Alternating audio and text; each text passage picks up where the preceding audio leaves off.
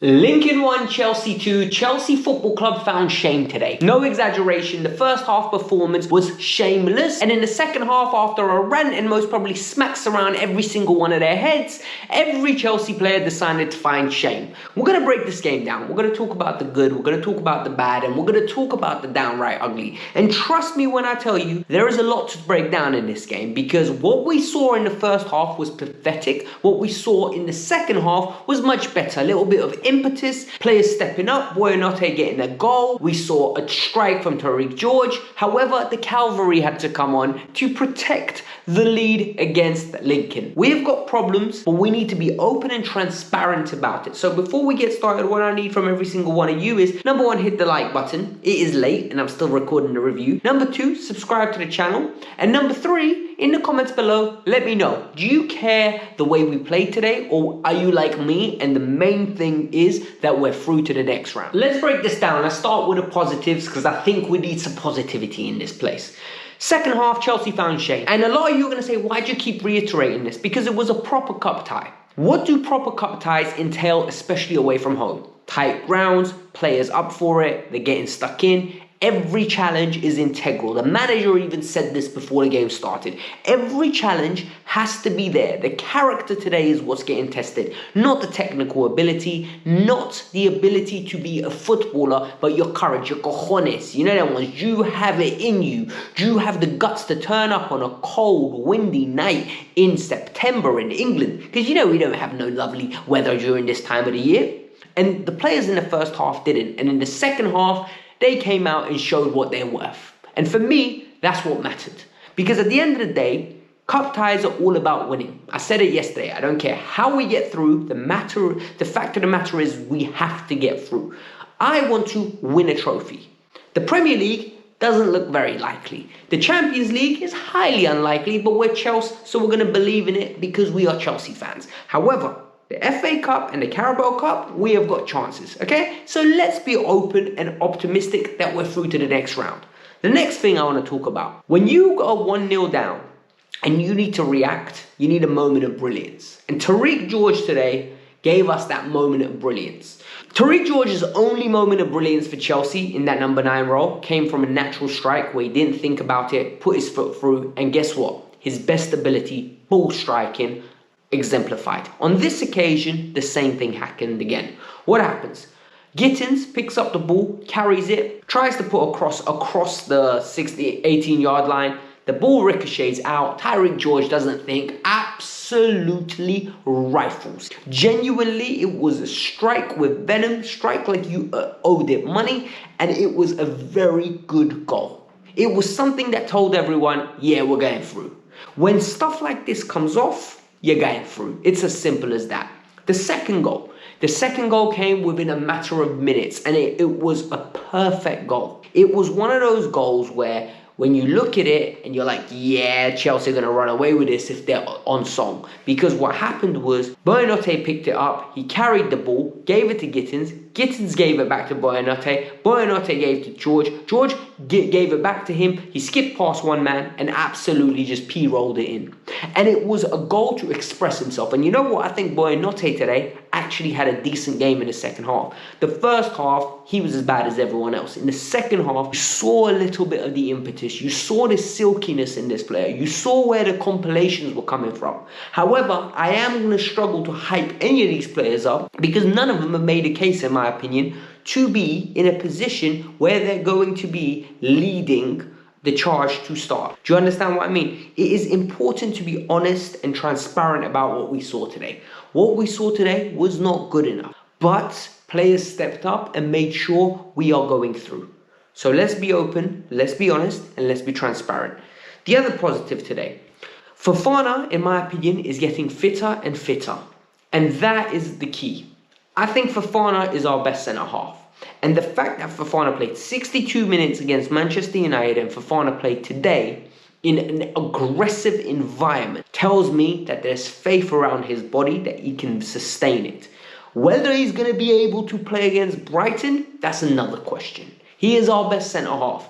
Whether they're going to risk him, I don't know. But what I do know is it is very promising that he's played 2 games in a matter of 4 days. That for me is extremely promising. I don't know how you guys take it, but in the comments below, let me know. Are you happy with what you've been seeing with Fofana? I thought the first 5 minutes was shaky. After that, Fofana grew into the game. I thought Jurgensen knocked him out 1 second for it. After that, Bino Gittins, Santos. Santos looked comfortable. He was up for the challenge. He was getting stuck in. Not the same can't be said for his teammate, by the way, in midfield, and I'm going to talk about that. But Santos just looked like he was up for the physicality. There was pride in him. And even in the first half, I thought he was competent. Gittins tried. And there was an instance on the 18th minute that's very specific because I didn't see much of it from Gittins since he's been here. He was on the right wing, 50-50 ball, he held off a midfielder, turned, ran at the guy, gave the ball, ended up at Enzo's feet. Enzo chipped it over and Gittins caught it on the half volley and it went just slightly over. For me, that was like, that's the best bit of play I've seen from Gittins since she joined Chelsea. And there was a little bit more confidence about him today, almost as if he, in his head, this is League One level. I'm better than this level.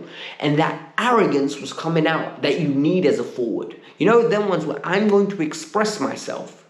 That needs to be extracted for him because we're not seeing it on a regular basis enough. And I think the way that we're going to see it is if that happens. Garnacho was okay. We didn't see much more. Like, genuinely, I would be reaching if I was saying that there is, like, any more positives. We saw Shim for 30 minutes. He wasn't involved at all. And other than that, there was nothing else to write home about. We're going to have to talk about the good. We spoke about the good, sorry. And now we have to talk about the bad and the downright ugly.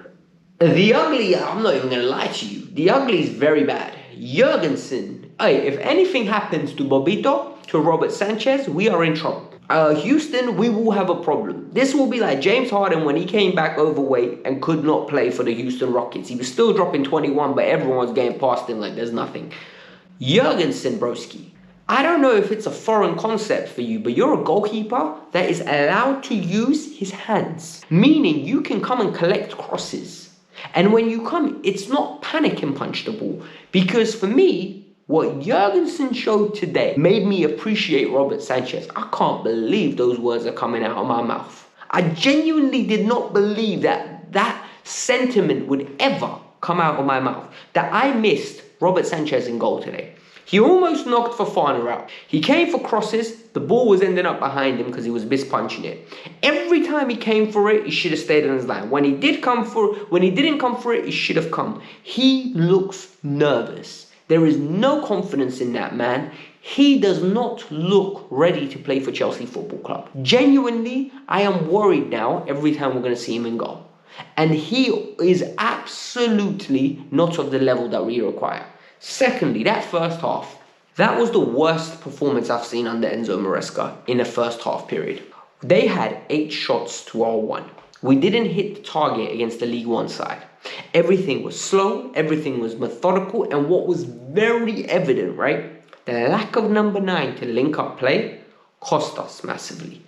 The lack of ability to go away from our natural positional based system cost us because there's a low block, it's hard to find space, they're dropping deeper and deeper, every pass has to be perfect, and we're getting caught out over and over and over and over again. We're in possession and they're breaking on us. And that for me was preposterous. And I don't know how we fix that. Because Enzo Maresca's not being flexible. We know that for a fact. He might as well just tattoo it on his forehead. Flexibility not allowed. Flexibility not allowed. Because he won't adjust any of his system, nada. And for me, that's worrying. The bad. The bad is very simple. The goal we conceded was amateur hour. We start playing and Enzo Fernandez plays a very dangerous ball across his box or across his back line. Sunday League, they used to tell us, never play a straight ball across the pitch. Reason being is if it's intercepted, the players that intercepts it, everyone else level on the other side is out of the game. It's absolutely out of the game. You definitely do not do it in front of your defense. It's an unnecessary risk that you have to take.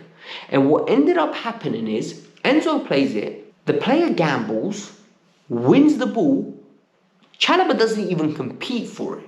Chalobah does not even compete for it, which makes it even worse, by the way. And that ends up leading to what? It ends up leading to us not winning the ball. And overall, that is just absolutely embarrassing when you think of it, because this player slots it and it's all happy days. After we went 2-1 up, we didn't manage the game. We did not go and create chance after chance to kill the game off, and it was embarrassing. And it was a 50-50 game. Balls are going into our box. Long balls are causing more commotion than you would expect. And that is super frustrating because, in my opinion, we should have walked that game in the second half. We should have scored 3, 4, 5, but we didn't. And what was embarrassing as well is Josh didn't play because he's ill. So that's fine, that explains it. However, this next factor is absolutely embarrassing. Guiu didn't play, not because he's not ineligible.